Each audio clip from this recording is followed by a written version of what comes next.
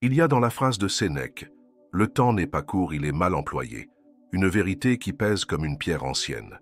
Nous vivons dans un monde où l'agitation s'impose dès l'aube, où les notifications remplacent le silence, où la vitesse remplace la profondeur.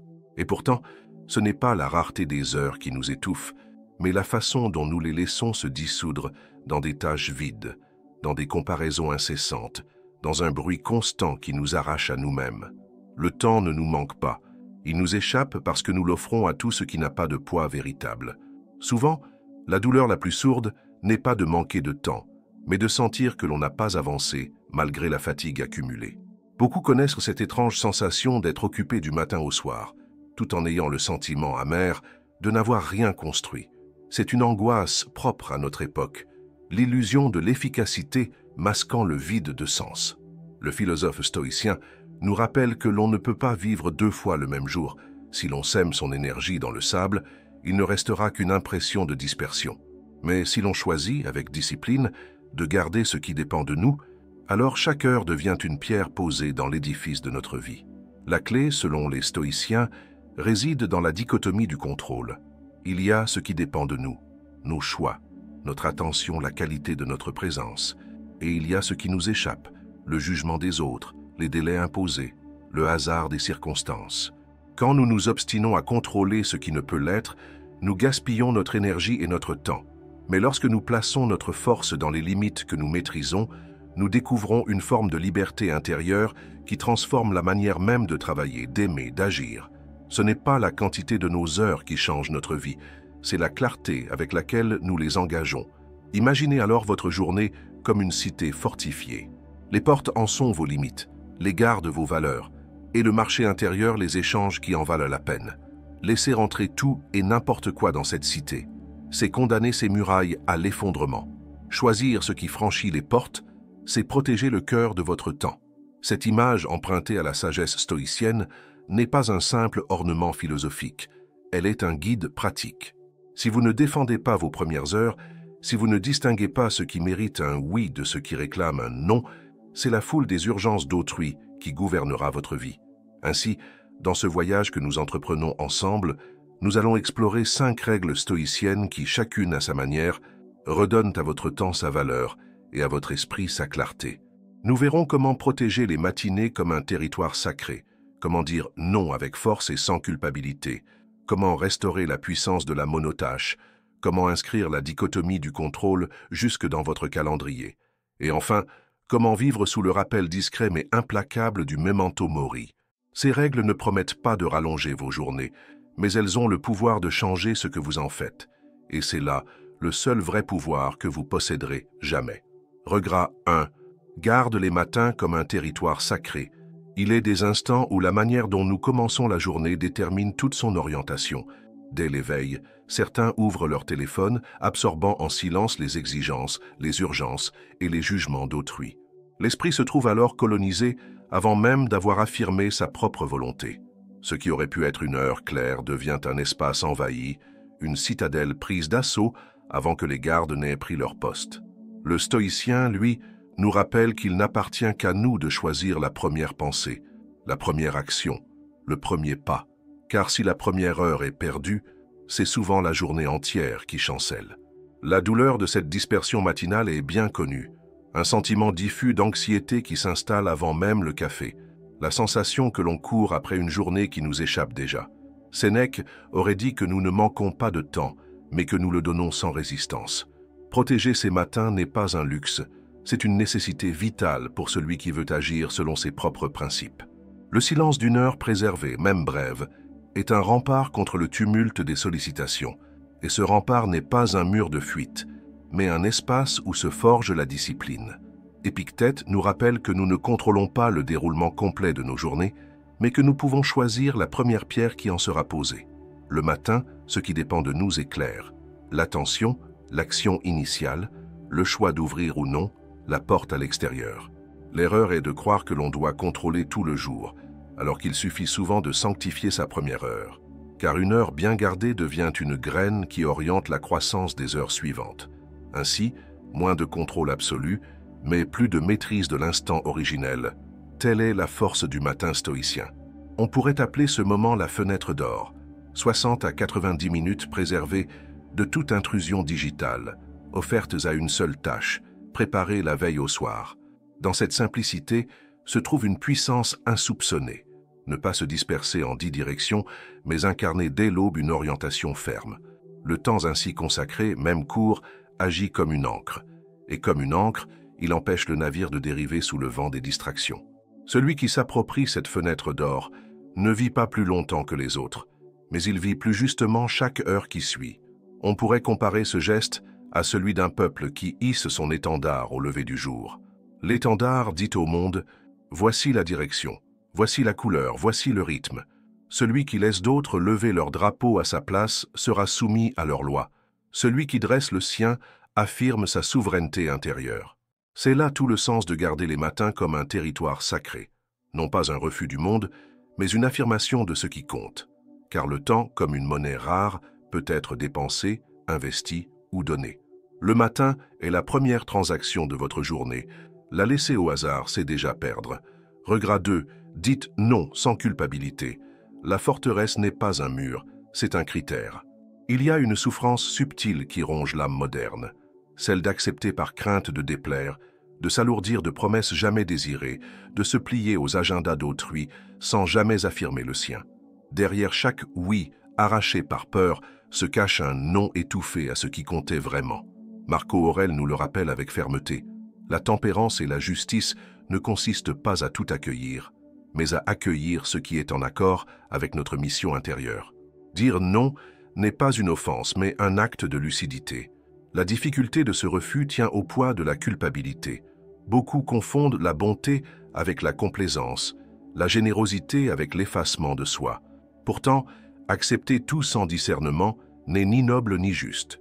C'est au contraire priver ce qui importe de l'espace qu'il mérite.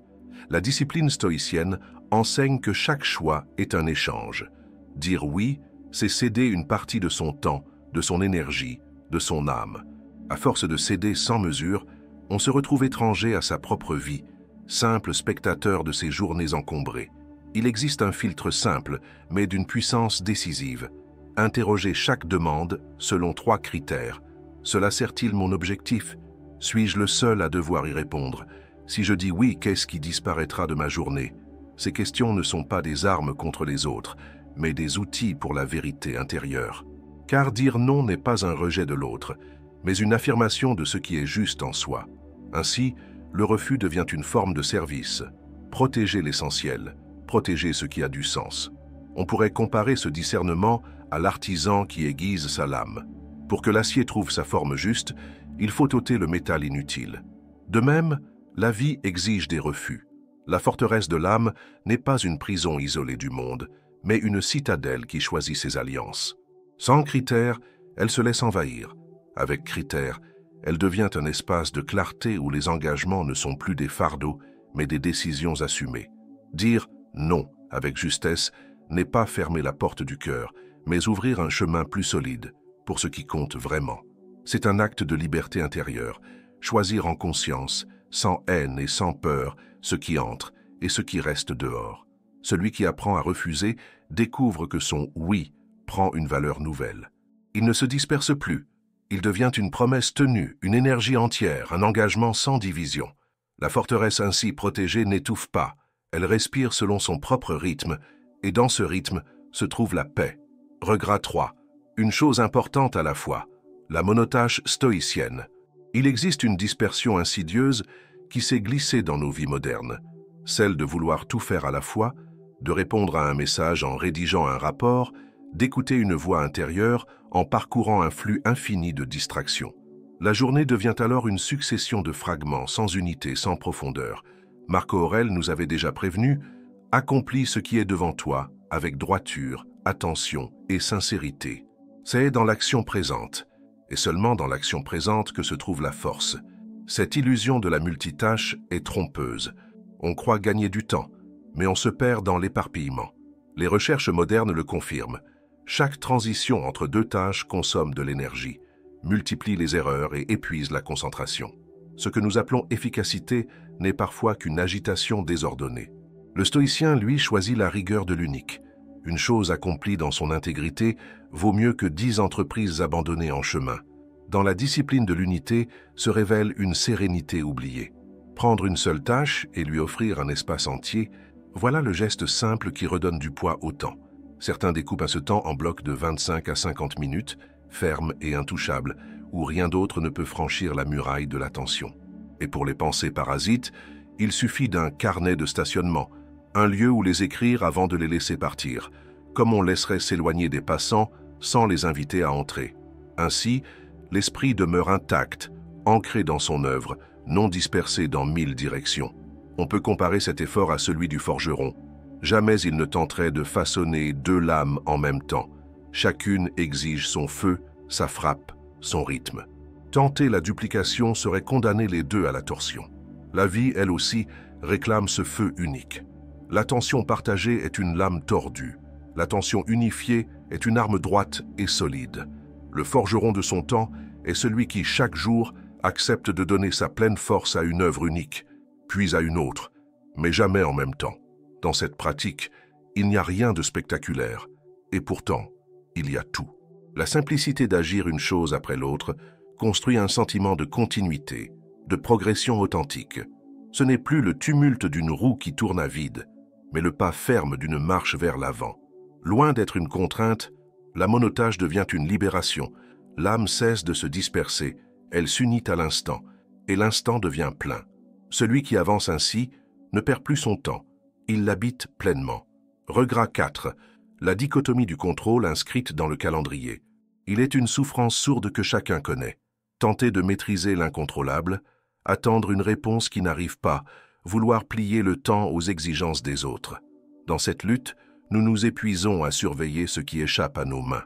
Épictète nous rappelle avec une clarté implacable, il y a ce qui dépend de nous et il y a ce qui n'en dépend pas. C'est une frontière invisible, mais décisive. Et lorsque nous tentons de franchir cette frontière, nous nous condamnons à l'impuissance et à la frustration.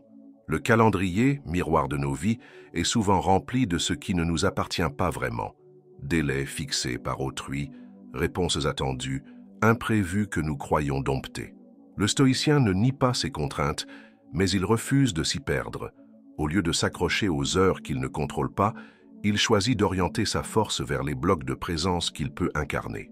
Car s'il est vrai que nul ne décide du vent, chacun peut encore décider de la manière d'orienter ses voiles. Ainsi se dessine une nouvelle manière de vivre le temps. Organiser ses journées non autour d'objectifs extérieurs, mais autour de ce qui dépend directement de notre volonté. 3 piliers suffisent. Un bloc de préparation, un bloc d'exécution, un bloc de révision. Dans la préparation, on se rend prêt à l'action. Dans l'exécution, on s'y engage avec intégrité. Dans la révision, on apprend à voir sans juger, à corriger sans se condamner.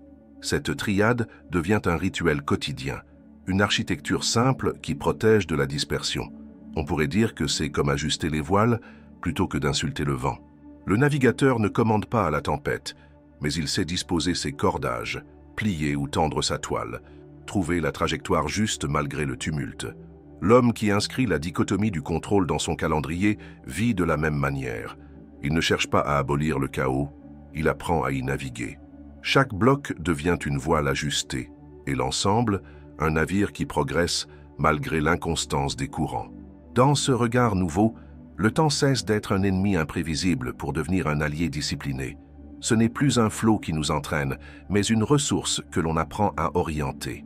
La dichotomie du contrôle, inscrite au cœur même de la journée, ne promet pas de tout maîtriser, mais elle délivre une puissance discrète, celle de savoir où se joue réellement notre liberté. Et cette liberté, une fois acceptée, suffit à transformer la manière dont nous traversons nos heures. Regret 5. Memento mori pratique. Urgence sereine, non panique. Il est une vérité que nous préférons souvent taire. Nous sommes mortels. Nous vivons comme si le temps nous était promis, comme si demain était une dette que la vie ne manquerait jamais d'honorer. Pourtant, chaque jour est une parcelle unique de notre existence, et il n'en reste qu'un nombre limité. Sénèque insistait, ce souvenir de la mort ne doit pas nous accabler, mais nous réveiller. Le memento mori n'est pas un cri de peur, mais un rappel discret. Ce qui compte doit être entrepris maintenant, sans attendre le moment parfait qui n'existe pas. La souffrance qui naît de l'oubli de notre finitude est celle du perfectionnisme paralysant. On remet à demain ce que l'on croit ne pas savoir faire parfaitement aujourd'hui. On reporte les gestes essentiels, croyant qu'un jour viendra où les conditions seront idéales, où la lumière sera juste, où l'humeur sera propice. Mais ce jour ne vient pas. La vie se consume en attente et les priorités s'effacent sous le poids des hésitations. Le rappel de notre finitude libère de ce piège. Il nous apprend que commencer, même imparfaitement, est plus vital que différer éternellement. Les stoïciens invitaient à un exercice concret, identifier chaque matin 3 actes simples, 3 gestes décisifs, 3 pas modestes qui suffiraient à donner du poids à la journée. Ces 3 avant de mourir ne sont pas des exploits, mais des pierres posées sur le chemin de ce qui compte. Écrire une lettre oubliée, achever une tâche différée, tendre une main sincère. Ces gestes paraissent modestes, mais ils construisent une vie qui ne se perd pas dans le superflu. Chaque jour ainsi vécu devient complet en lui-même, et non une attente perpétuelle. On peut voir cette pratique comme le geste d'allumer une bougie. Beaucoup passent leur temps à calculer la taille idéale de la flamme, à attendre l'instant parfait pour l'allumer. Et pendant ce temps, la nuit s'épaissit. Celui qui accepte de l'allumer dès maintenant ne possède peut-être pas une lumière parfaite, mais il possède déjà la clarté nécessaire pour avancer. La bougie, même fragile, vaut mieux que l'obscurité du report. Vivre sous le signe du memento mori, c'est vivre avec une urgence douce. Ce n'est pas céder à la panique, mais apprendre à orienter chaque journée comme si elle comptait vraiment, car elle compte. Ce rappel ne rend pas la vie plus courte, il la rend plus dense. Loin de nous angoisser, il nous apaise. Si l'on sait que le temps est rare, chaque heure devient précieuse. Chaque geste prend son poids. Alors, la mort cesse d'être une menace et devient un guide silencieux vers une vie plus juste. Il est une illusion particulièrement pernicieuse. Croire que remplir ses journées d'activité équivaut à donner un sens à sa vie. Nous courons d'une tâche à l'autre, enchaînons les rendez-vous, accumulons les engagements et nous terminons la journée épuisés mais vides. Ce vide porte un nom, la dissonance entre ce que nous faisons et ce que nous jugeons essentiel. Sénèque avertissait déjà que la pire perte de temps n'est pas l'oisiveté mais l'agitation vaine, celle qui donne l'impression de mouvement sans apporter de direction. Cette souffrance se reconnaît dans le sentiment de tourner en rond, d'avoir multiplié les efforts sans avoir avancé d'un pas. Les heures se remplissent, mais elles ne se transforment pas en progrès. L'homme qui vit ainsi devient prisonnier de son propre calendrier, comme un esclave enchaîné à des tâches décoratives. Derrière cette activité constante se cache une peur, celle d'arrêter, de regarder sa vie en face et de constater qu'elle ne correspond pas à ses valeurs profondes. Le regard stoïcien nous apprend à redonner un critère au temps. Ce critère n'est pas la quantité de ce que nous accomplissons, mais son alignement avec nos principes. C'est pourquoi il est nécessaire de consacrer chaque semaine un moment de recul pour observer. Qu'ai-je fait qui soit en accord avec ma mission intérieure et qu'ai-je fait qui n'était que façade? Cette révision n'est pas un jugement sévère, mais un retour à la clarté. Elle permet d'écarter ce qui est ornemental pour conserver ce qui est vital. On pourrait comparer cette distinction à la différence entre la mousse et le café. La mousse est abondante, légère, séduisante à l'œil, mais elle disparaît aussitôt. Le café, lui, nourrit et réchauffe. De même, nos journées sont parfois couvertes d'une épaisse mousse d'activité qui donne l'illusion de richesse, mais qui n'offre rien de solide. C'est seulement en retirant la mousse que l'on retrouve la substance. Celui qui apprend à voir la différence entre être occupé et être véritablement en accord avec ses valeurs cesse de courir sans fin. Il ralentit, choisit, et par ce choix retrouve une densité de vie. Le temps n'est plus une succession d'obligations, mais une construction cohérente. Ainsi, la valeur d'une journée ne se mesure pas au nombre de ses tâches, mais à la fidélité avec laquelle elle reflète ce que nous jugeons essentiel. Il existe un piège discret, presque invisible, qui ronge notre capacité à demeurer concentré, la recherche constante de micro-récompenses. Chaque notification, chaque geste machinal pour vérifier un écran, chaque distraction numérique déclenche une décharge de dopamine. Ce n'est pas l'importance de l'information qui nous attire, mais la promesse d'un soulagement fugace, d'une étincelle qui nous détourne de l'effort profond. Ainsi, notre esprit devient esclave de récompenses immédiates, incapable de rester avec la tâche exigeante mais essentielle. Cette dépendance au court terme nourrit une forme particulière d'anxiété, l'incapacité à tolérer la moindre frustration. Au lieu de supporter quelques minutes d'effort sans distraction, nous cherchons sans cesse à combler le vide par un geste réflexe. Le téléphone devient une prothèse de consolation et chaque regard vers l'écran est une fuite silencieuse. Les stoïciens, pourtant, enseignaient que l'âme grandit précisément en apprenant à supporter l'inconfort, en acceptant la résistance plutôt qu'en la fuyant. Plus l'on accepte de traverser la frustration, plus la liberté intérieure grandit.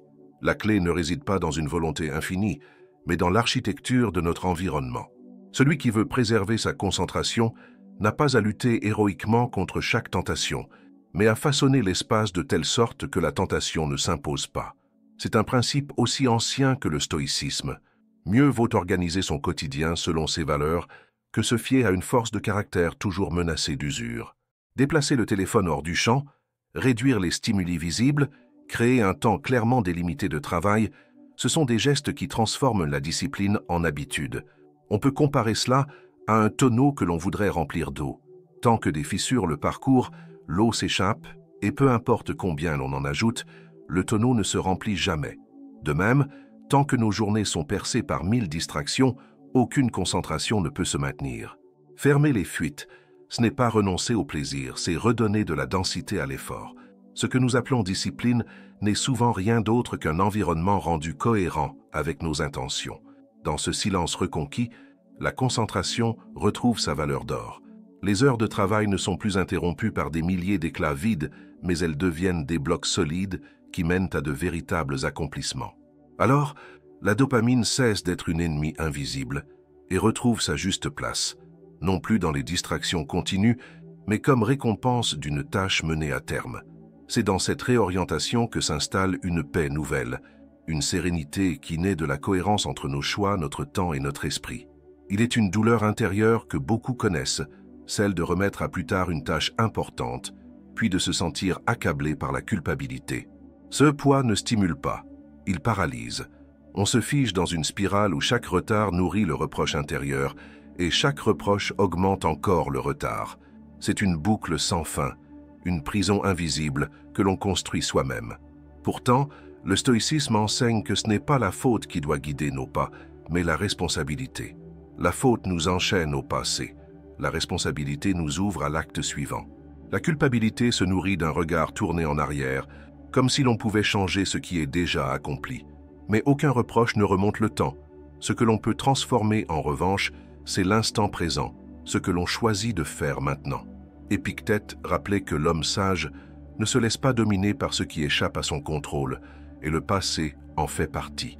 Le seul pouvoir réel réside dans la correction, non dans l'autopunition. Ainsi, chaque retard devient une possibilité, celle d'apprendre et d'ajuster plutôt que de s'accabler. On peut envisager un chemin en 3 étapes, une séquence simple mais profondément transformatrice. La première est de reconnaître le fait tel qu'il est, sans drame inutile, sans masque. La seconde est de réparer autant que possible en communiquant, en réajustant, en assumant le retard sans se cacher. La troisième est de répéter, mais cette fois différemment, en introduisant un ajustement concret, même minime, qui empêche la répétition du même échec. Ce cycle, lorsqu'il est pratiqué, brise la chaîne de la culpabilité et la remplace par un mouvement vivant. L'image qui illustre cette démarche est celle du capitaine en mer. Lorsque son navire s'écarte de la route prévue, il ne se fustige pas, ne condamne pas ses marins, ne maudit pas l'océan. Il observe la position, corrige le cap, ajuste ses voiles. Le chemin n'a pas été parfait, mais le navire continue d'avancer. Ainsi en est-il de la vie intérieure. Les erreurs sont inévitables, mais elles ne sont jamais définitives si elles deviennent des corrections. L'essentiel est de se remettre en mouvement. Vivre selon cette approche, c'est substituer à la culpabilité une forme de lucidité apaisée. Ce n'est plus le poids d'un jugement qui écrase, mais la clarté d'une décision qui libère. Chaque détour, chaque retard, chaque hésitation peut devenir une leçon. Le progrès n'est jamais linéaire, il est fait de reprises, de réorientation, de recommencement.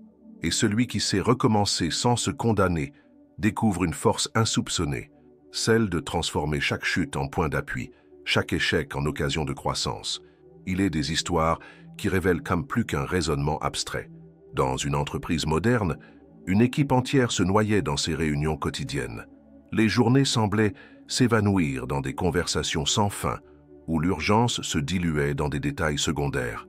Les délais glissaient, la motivation s'éteignait, et chacun avait le sentiment étrange de travailler beaucoup sans avancer. C'est dans ce chaos que la décision d'un seul « non » allait transformer le cours des choses. Clara, responsable du projet, observa que son équipe n'était pas inefficace par manque de compétences, mais étouffée par une accumulation de rencontres inutiles. Elle osa appliquer un critère de lucidité, réduire sans crainte, refuser sans culpabilité. Elle écarta près de 40% des réunions, ne gardant que celles qui avaient une finalité claire, une décision attendue, une responsabilité définie. Ce geste, qui aurait pu sembler sévère, fut en réalité une libération. Les 2 semaines qui suivirent marquèrent un tournant. L'équipe, libérée de ce fardeau, put consacrer 2 plages entières par jour au travail profond, sans interruption. Le module critique, qui semblait impossible à livrer dans les délais, fut achevé avec une précision inattendue. Loin d'être affaiblis, les collaborateurs retrouvèrent une énergie nouvelle, comme si le poids invisible avait enfin été levé. Par un non affirmé, Clara avait rendu son oui au projet à nouveau possible. Cette expérience rappelle la vertu stoïcienne du courage tempéré. Dire non ne fut pas un geste de dureté, mais une forme de justice. Justice envers le temps, envers l'effort, envers la mission confiée. Marco Aurèle aurait reconnu dans ce geste l'expression même de la raison appliquée à la vie quotidienne. Retrancher ce qui détourne, afin de servir ce qui est essentiel. Refuser le superflu, c'est rendre hommage à l'essentiel. On peut comparer ce choix à celui de dégager un lit de rivière obstrué par des pierres. L'eau y stagnait, alourdie par des obstacles inutiles. Mais une fois les pierres retirées, le courant reprit sa force naturelle, rapide, fluide, irrésistible. De même, la décision de Clara ne créa pas une nouvelle énergie. Elle révéla celle qui était déjà là, mais étouffée. L'histoire enseigne que parfois, un refus stratégique ne ferme pas une porte. Il en ouvre 1000 autres, et qu'un seul non peut redonner sa clarté à tout un projet. Il existe un espace minuscule, mais décisif, entre le stimulus et la réponse. C'est dans cet intervalle que réside la liberté de l'homme. Pourtant, dans la hâte contemporaine, nous laissons rarement ce silence se déployer. Une demande surgit, et aussitôt un « oui » s'échappe de nos lèvres, souvent suivi d'un regret amer. Viktor Frankl, héritier spirituel de cette sagesse, rappelait que la dignité humaine se joue précisément dans ce moment suspendu, dans ce souffle intérieur qui précède l'acte. Là où l'impulsivité enferme, le silence libère. Cette douleur de l'assentiment trop rapide est connue de tous. Combien d'engagements avons-nous pris sans y réfléchir, simplement pour éviter le malaise de refuser? Combien de fois avons-nous cédé à l'instant au détriment du long terme? Chaque « oui » arraché dans la précipitation devient une dette que l'on paye plus tard avec son temps, son énergie, sa sérénité. Le stoïcien apprend que la rapidité n'est pas toujours une vertu. La véritable force se trouve dans la lenteur consciente, dans le discernement qui précède l'acte. Il existe une pratique qui incarne cette retenue, coucher en quelques lignes les questions essentielles avant de donner une réponse. Qu'est-ce que l'on me demande réellement? Quelle valeur cela touche-t-il en moi? Cela dépend-il de moi ou d'autrui? Quel en sera le coût caché? Et si je devais accepter, quel plus petit pas puis-je engager immédiatement? 5 questions simples, 5 lignes écrites. Voilà le temps suffisant pour transformer une impulsion en décision. Ce n'est pas la longueur de l'écriture qui compte, mais la profondeur qu'elle oblige. On pourrait comparer ce geste à celui de poser un marteau sur l'établi avant de frapper le clou. Tant que le marteau repose, la décision n'est pas encore prise, et l'on peut observer, réajuster, respirer. Mais une fois le coup donné, il est irréversible. Le journal de 5 lignes est ce temps de pause, cette suspension volontaire qui protège de l'irréfléchi. Il ne ralentit pas la vie, il l'oriente. Chaque mot écrit agit comme une barrière contre la précipitation. Ainsi le silence devient une arme douce. Non pas un refus du monde, mais une manière d'y entrer avec discernement. Chaque décision née de ce processus gagne en solidité, car elle n'est plus l'écho d'une pression extérieure, mais la traduction fidèle d'une volonté intérieure. Dans un monde où tout pousse à réagir sans délai, celui qui écrit avant d'agir retrouve une souveraineté rare, la capacité d'habiter pleinement son choix. Et ce choix, parce qu'il est habité, devient une force paisible, une orientation claire, une promesse tenue. À travers ce chemin, une leçon revient comme un fil rouge. Nous n'avons aucun pouvoir sur le cours des événements, mais nous possédons un pouvoir absolu sur la manière dont nous choisissons de les vivre. Les stoïciens n'ont cessé de le répéter. Ce n'est pas le monde qui doit obéir à notre volonté, mais notre esprit qui doit apprendre à se gouverner. Ainsi, le temps cesse d'être un adversaire insaisissable pour devenir une matière vivante, modelée par notre discipline et notre lucidité. Revenir aux 5 règles, c'est revenir à l'essentiel. Garder les matinées comme un territoire sacré, refuser sans culpabilité, accomplir une chose importante à la fois, inscrire la dichotomie du contrôle dans son calendrier et vivre sous le signe apaisant du memento mori. Chacune de ces pratiques n'allonge pas nos jours, mais densifie chaque instant. Elles ne promettent pas une existence sans obstacles, mais elles donnent les moyens de transformer chaque obstacle en occasion d'affermir notre caractère. La psychologie moderne, à l'instar de Beck, nous rappelle que modifier nos pensées transforme nos conduites. Le stoïcisme, depuis des siècles, en avait déjà saisi l'essence. Les croyances forgent les actes, et les actes façonnent la vie. Reprendre la souveraineté de nos représentations intérieures, c'est déjà reprendre la maîtrise de notre temps. Entre la dispersion et la clarté, il n'existe qu'un choix de regard, et ce choix est toujours entre nos mains. Il ne s'agit pas de construire une vie parfaite, mais une vie fidèle. Fidèle à nos valeurs, fidèle à nos engagements, fidèle à la conscience que chaque jour peut être le dernier et doit donc être vécu comme s'il était complet. Loin des illusions d'un futur toujours reporté, c'est aujourd'hui que se joue l'essentiel. Ce n'est pas demain que nous devenons libres, c'est maintenant que nous pouvons décider de l'être. Ainsi, le temps ne se gère pas comme une ressource mécanique, il s'honore comme un don fragile. L'honorer, c'est le dépenser en accord avec ce qui a du sens. C'est choisir moins le nombre d'heures que leur qualité. C'est comprendre enfin que le temps n'est pas court, il est mal employé. Et c'est dans ce choix, dans cette lucidité tranquille, que réside la véritable liberté. Vivre chaque jour comme un acte d'accord avec soi-même et faire de l'instant présent non pas un passage, mais une demeure.